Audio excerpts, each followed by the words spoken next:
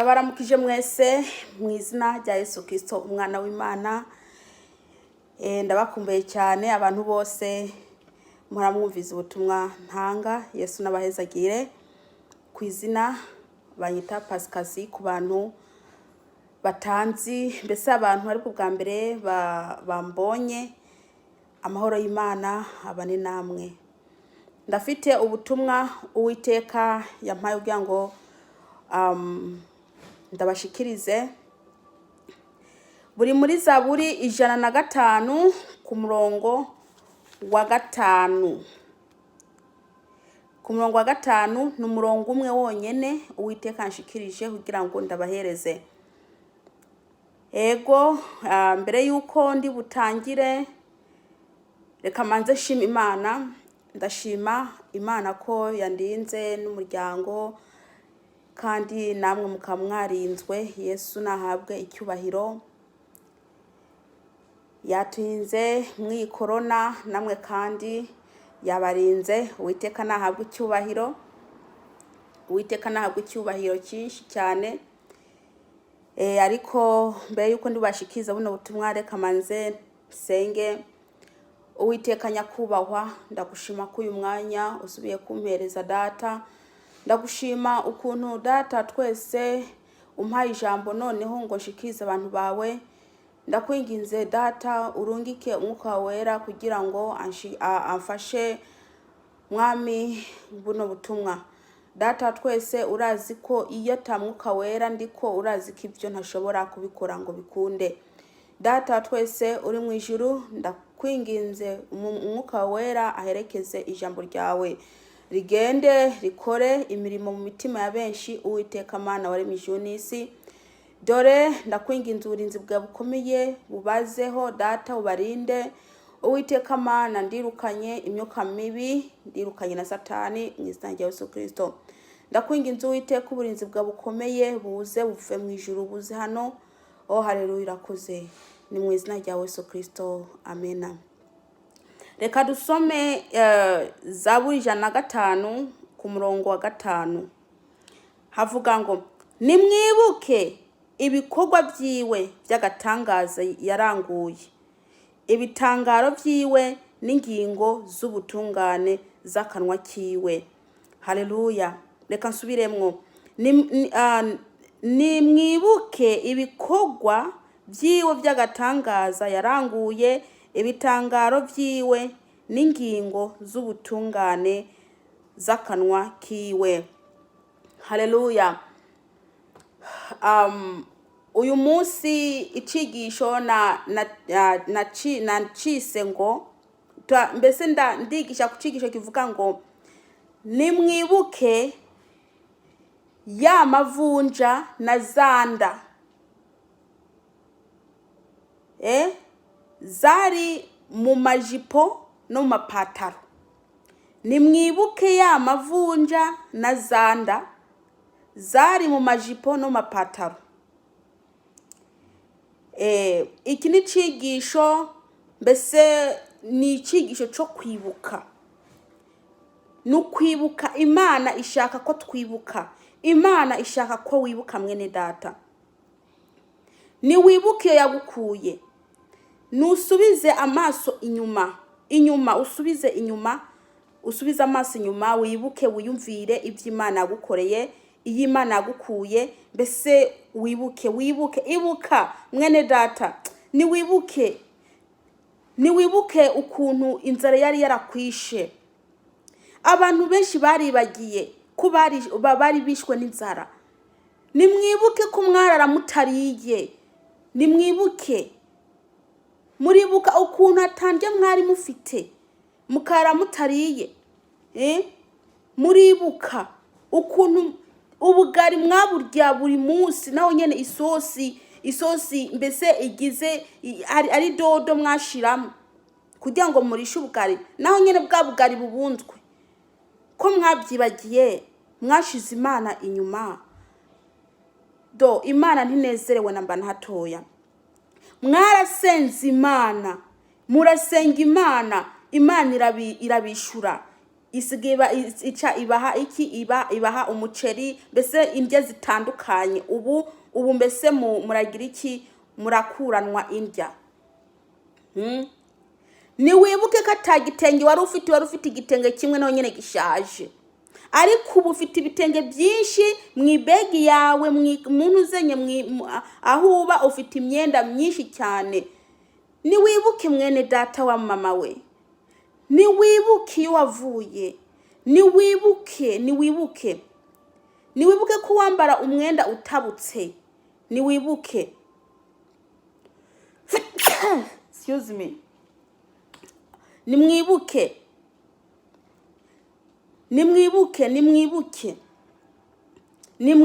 ko ukuntu mwari mugenda mumeze nk'uko imvunja zaratonze n'amaguru amaguru yaratonzeho intuzenye imvunja. Nimwibuke za nkweto zitobaguye mwari mwambara, za sandari mwari mwambara zitabutse munsi y'ibirenge. Nimwibuke ko imvunja icyo gihe ko mwaba ufite n'imvunja ku gitsintsiri, ariko ubu Imana yabashize ahantu atamvunja ziri. Bya bintu ze byose by'imvunja byaragiye. Musige mwambara n'inkweto mutahora muzambara. Mbega Imana mwayishize kure. Mwabonye mbese ko atacakoze, murafatanye n'Imana muyitereka hariya hirya. Reka ndababwire, nimwibuke mwisubireko. Mbe mwaba mama mwe n'abakobwa, muribuka igihe ukuntu mwasenga mwambaye imyenda ikwiye, amakanzu maremare n'amajipo maremare, mukagina mbese mushizemwe n'ibitambara mu mutwe mugiye gusenga. Nimwibuke ukuntu mwasenga mukuzura umwuka wera, ariko ubu gake mwarazamuye, ubu musige mwambara imyenda iri mbese iri hejuru y'amavi. Mwabonye mbese ko kijya gihe nto mwari mushaka Imana, ubu mwarayibagiye ko yabagiriye neza. Mbe murazi ni bangaye bariko barayira kugira ngo Imana ibatabare. Nimwibuke ko atamamodoka mwari mufite, nimwibuke, ariko ubu Imana yarabahaye amamodoka. Abandi bariko barakora ibintu hanze, reka ntiwareba, bafite amazu, bafite ibiki. Ibyo byose mbese ugira ngo si Imana ikirabiguhereza? Mbe ugira ngo nubasha bw'iwawe wewe ubukuye he? Imana itagusinyiye kudashobora kuronka ikintu na kimwe. Imana itagusinyiye ngo ikwemerere ntushobora kuronka ikintu na kimwe wewe, ariko warafashe Imana utahariya. Wavuye hehe iyo waba mbere? Nge basi reka ngiye mvuge muri Afrika, kuko benshi niyo nabandi bari muri Afrika, ariko mukwiye kumenya kwibuka. Nimwibuke iby'Imana yabakoreye, nimwibuke iyo mwavuye. Ibuka, Imana ishaka ko mwibuka ko mwarabyibagiye. Imana yabonye uko mwabyibagiye, mwaradamaraye, mwarabaye nk'abanyayisirayeli. Imana yari yabakuye muri Egiputa baradamarara, bagira bakora igishushanyo cy'inzahabu. Baribagiye Imana yagize iki, yabakuye muri Egiputa. Abanyayisirayeli baribagiye, namwe mwaribagiye kabisa. Mwaradamaraye, mwabonye ko Imana atacimaze, mbese muriyicariye. Abahora bafata amasengesho yo kwiriza ubu nto bagifata. Bahora bafata n'imiburi buri mu ndwi rimwe, ubu byararangiye. Mbese byararangiye. Imana yabaye mbese mwayigeze hariya, mwayigeje hariya, ntimugishaka Imana. Abagabo n'abagore batahora banywa inzoga, ubu basigaye banywa, ugasanga bikubise ikintu z'igicupa. Ugasanga bikubise igicupa bariko baranywa inzoga, kandi imbere barasenga. Ubu kabisa barahindutse. Abandi nabo ngo bagende ngo begera ahantu hari abakene. Ayiwe, umukena w'iki gihe we, Mana we yaragowe. Urazi gituma gowe? Mwe musige mugenda mubinuba, murabinuba. Abafite rero abafite akanuzenye umwana uwo mwana agahinja akisoba ko maze akagusoba umwitetseho uca uvuga ati twara ubwibone, mwaragize ubwibone, musigaye mwibona, musigaye mwinuba abantu bakenye, musigaye mu bintu bakabisa, mugira ngo mwarashitse mu ijuru. Ibyo bintu byose mufite ukamengo muzabigumana, ukamengo muzabijana mu ijuru. Ibyo byose Imana bahaye bizasigara mu isi, kandi Imana ifite uburenganzira bwo kubibaga ikabiha abandi. Ntimuze mwinuba, mwibagiye ko namwe abana banyu mwabaheka hagacaza nk'ibizinga umuntu uzenye mu mugongo by'amasobe mutari mufite intuzenye depo z'abana, ntago mwari muzifite.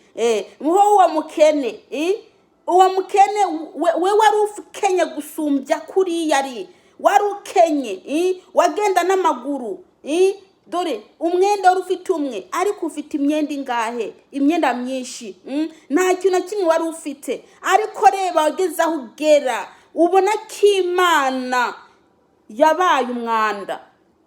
Ucutangira mu byaha, ucutangira kuja mu byaha, abikinisha batangira kwikinisha, abasambanyi barazamuka reka, mbese bamba Kristo ba mbere nibo bavuyemo abapagani bo mu rushengero. Mu rushengero usigaye ugenda nyene ibisuko byaguteye, ugendana inzoka mu mwuka, mwazi ibyisuko burya bamwishizeho, murabizi, mugendana ibiyoka mu mwuka, uwo gufungura amaso ngo ico kintu wikoreye ngo ukuntu kiba kimeze. Ikintu ibiyoka mu mwuka nibyo wikoreye wewe.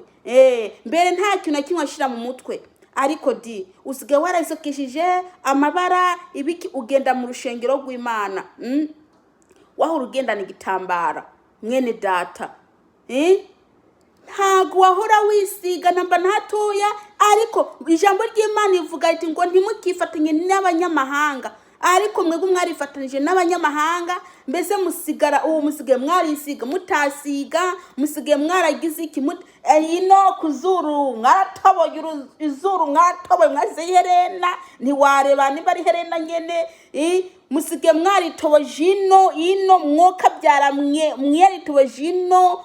Abantu Imana yavanye muri Egiputa, musigaye mwishiramwo ibintu uzenye ibigohe bindi, musigaye mwishyiraho ibintu mu maso, ntumbazi kuba byita. Bene data, abakristo bahora basenga neza, bakuzuga umwuka wera, musigaye Imana mwarayishize hariya kwambara kwanyu, musigaye mwambara ino hose, hano hagapasuka mukagira hakaboneka, ibintu byose biri hejuru, maze ngo mugiye gusenga mwoka byaramwe. Ese Imana izabura kutabaka n'ibyo yabahaye koko? Kubwa mbere mwayizera, ubu mubona mwarabaye gute? Mwarabaye nabi, mwaribagiwe iyo mwavuye. Bene data, nimwibuke ibyo Imana bakoye, ntago nabivuga byose kuko ni byinshi cyane. Mbe wa mugabo we, ngereka ndakubaze, uribuka ya pataro yari yuzuye mwinda? Uribuka ya pataro yari yuzuye mwinda wagenda wicagura inda? Mbe wa mumama we, uribuka ca gipira c'umugabo wawe waguma wambara? Ibyo byose Imana ikaba yarabigukijije. Wa mukobwa we, uribuka ya jipo agenda yuzuye mwinda, ugenda wicinda, imyenda yose ugayikuzura inda? Uribuka ko utaruzi no koga no gukaraba? Ibyo byose abyibuka? Uribuka ko woga rimwe ku munsi? Urabyibuka? Ariko ubu usigaye woga buri munsi kangahe, ku munsi kangahe? Mbese usigaye warabaye umundi muntu, ubona ko Imana idakwiye. Igihembo cyo guhemba Imana wayihembye kuza usiga ibintu kunzara, kunzara ngo ugaye kuriya wari uri imbere, uzane ibindi bintu bya fashion mbese. Ariko ndakubwije ukuri, umuntu wese akora ibyo bintu ajyanga azaja mu ijuru, nta juru azabona. aho nukwiyorohereza murabyishira mwisiga ku nzara musho n'inzara zigize zindi musiga no ku maguru. Dore reka ndababwire abantu abwira ngo Imana ireba ku mutima gusa barababesha. Izo n'inyigisho ziyobya neza barababesha, kuko uriya areba mu mutima. Uriya yaremye umutima, niwe yaremye n'umubiri. Uriya rero none yareba ku mutima gusa akareka kureba ku mubiri. None agakiza kari mu mutima ntikaseruka ngo kaje no hanze ku mubiri. Wewe uzagenda ngura umukristo da tubivuga uko ngura umukristo akajipo wakazamuye. Uwe se ndazamya ku umukristo koko. Uri umukristo ibyo wakora kera n'ibyo gikora, ese n'iki cyaca kuhindutseho ku buryo umuntu yakwita tujya n'umukristo. Ari ugusuka wahora usuka urasuka, ari ukwisiga inzara urisiga. None igiki cyakwerekana ko uri umukristo? Ni igiki kabisa? Be ntago muzi ko muri umunyu w'isi, kandi mukamu muri umuco, mumurikira abandi. Niki gituma murikira abandi? Nuriya Kristo ari we muco ari muri mwe, niwe atuma murikira abandi. Ariko mwebwe mwahora murikira abandi mbere, ariko ubu musige kwaka byararangiye. Murabijima, mwarijimye kabisa ko nta muco baturukaho. Nta muco baturukaho. Reka ndabwire kino, umuntu wese azakubwira ko Imana ireba ku mutima gusa azaba ari karakubeshya. Ndakubwire azaba ari karakuyobya, kuko Uwiteka Imana ya Isirayeli yakuremye atakintu na kimwe wimaditseho. Yakuremye ataco wishizeho. Nawe nurebe kujya uruhinja ruvuka rumeze niko Imana ibishaka ko umuntu amera. Ibyo byose ntabyo mwakora mbere, ariko mwabyicayemwo. No kubivamwo wapi? Kubivamwo kabisa. Ati twageze mu mahanga, ati Imana yadukuye muri Egiputa, ati budukwiye gukora ico natwe dukwiye gukora. Mbese kurimba ati meze dukwiye kurimba ibintu zenye aha ukuzuza hano kuzuza hano no umuntu ukamera nk'inyo y'inkoto. Urazi inyo y'inkoto kunisa iratukuriye umunwa ukamera nk'inyo y'inkoto ukarunda ibintu. Wa mukristo yazagenda kuririmba imbere y'Imana, maze Imana ikanezerwa. Ariko musigaye muririmba ukamengo nuduhene rwo turaheba, ukamengo nuduhene tuko turahebeba kabisa. Mwaririmba amajwi yanyu akanezereza Uwiteka hari nawe gaca mbese aceza bivanye nuko amagambo muri ko muramuvugamwo mu ndirimbo. Imana ikanezerwa. None umusigaye muhebeba ya magambo mwavuga mbere ntakinezereza Uwiteka. Nimwibuke Imana yabakuye bene data. Nimwibuke iryo Imana yabakuye hariya nifite n'uburenganzira bwo kukwaka ivyo yaguhaye. Urazi ngo nabantu ibihumbi bingana iki biriko birayira Imana ngo ibahereze ibyo barya n'ibyo bambara kandi bagorotse mu mitima.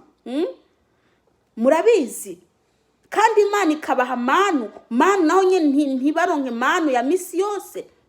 Ariko wewe urya umuceri, urya igitoki, urya akanyama, ushatse urya ibishimbo, udashatse ukabireka. Maze ugaca ubona ko Imana atacu yakoze kandi ibyo ngibyo n'igitoki wakibona ari bibazo. Icyakigaye cy'amasaka wirigwaho nawe nyene wakironka wagowe. Ariko ubu usige wahebye Imana. Warahebye Imana kabisa, warasezereye. Dore Imana intumye ukubwira ati nuhinduke, niwibuke, nuhinduke wibuke. Abandi nabo bajana bibiliya mu rushengero basigaye bitwarira tablet. Umukozi w'Imana ukuri wa mbere yahora yubaha Imana akayubahira mu rushengero, agiye kuvuga ubutumwa akajana ibibiliya, ubu bagenda kuvuga ubutumwa yitwaje na tablet muntuzenye ku ruhande. Nukuri nimwumva iryo bara, itablet ku ruhande.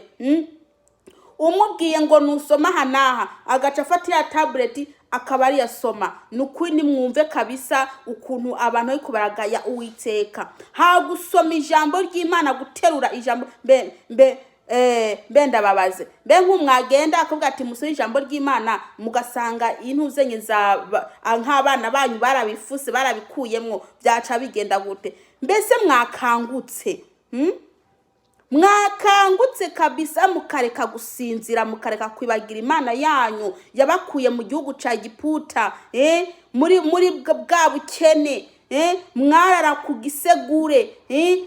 gisegure, murasenga Imana bayigitanda. Bamwe barafata ibyatsi bagasasa bakarenzaho shitingi maze bakaryama kivuga gatenge no nyine gashaje. Umusige muryama kuri godoro n'igitanda kimeze neza. Ico muhemba Imana muyihemba ubusambanyi, ico muhemba Imana muhemba kwikinisha, ico muhemba Imana muyihemba kugusinda, kunywa ibiyoga look.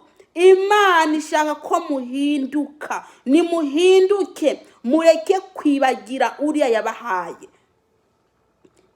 Imana ya Isirayeli yarabahaye, mwarasenze Imana abishura. Namwe rero namwe mutaraba Kristo, mutaramenya Imana, ntimuce mwishira hejuru ngo ngengo ntago ndi umukristo, nta nubwo ndamenya Imana. Ariko Imana yagukuye hariyo wari uri muri Egiputa n'ubundi nshatse kuvuga mu bukene. Imana bikoreye iki? Imana ibintu yagukoreye nuko yashaka kumenya ko hari Imana, kugira ngo ibyo bintu iguhaye bikwigishe ukurikira Uwiteka. Ntuce wishira hejuru ngo Imana ije guhana ngo abantu ngo bari mu Mana bakayivamo. Weho rero mu kuguhana yaguhana yihanukiye. Kubera iki? Ibyo yaguhaye ntabwo uri kuriga, ahubwo uri kurakora ibyo wishakiye. Rero ndakubwire, nimuhinduke. Nukuri nimwibuke iyo mwavuye. Nimwibuke iyo mwavuye. Ikibido cyo carabishe buri munsi ku mutwe, buri munsi n'indobo gutonda ku murongo ugiye kurondera amazi, ugiye gushaka amazi. Ariko uba amazi uyareba mu nzu niyo yibereye, maze Imana mukayikubita umugeredi ukamengo nta kimaze. Reka ndababwire, nimutahindukira Imana izabaka n'ibyo mufite. Ibihe bariya babifite bayubaha ibongerereze. Nimubure guhinduka, mbese mugakurikira Uwiteka. Nta nkweto mwari mufite, mbese wa mukozi w'Imana we, reka ngenda kwibariza. Uribuka ya basikeri wari ufite koko, ya basikeri ishaje, wazamukana umusozi kuja kuvuga ubutumwa, maze wasenga Imana umutima wawe wihanye, mbese umeze neza, ugasenga Imana ikabona umutima wawe, maze igaca yishura ibibazo byawe. Ubusigara utwaza imodoka, utwaje n'ukuboko kumwe, none mu kuja gutonda mu rushengo ugatwara tablet n'ifone akari byo utwara mu rushengero. Reka ndabwira, mugatsa musiga mugenda ku mapisine mukoga mukiyambura ubusa. Abana bose babona abakristo ariko baraja mu ijuru. Mbese yemwe nimuhindukire nimwibuke yanzu yari itobaguritse hejuru, yanzu yava wamwarara mu mazi, ariko mukamusige murara mu nzu imeze neza.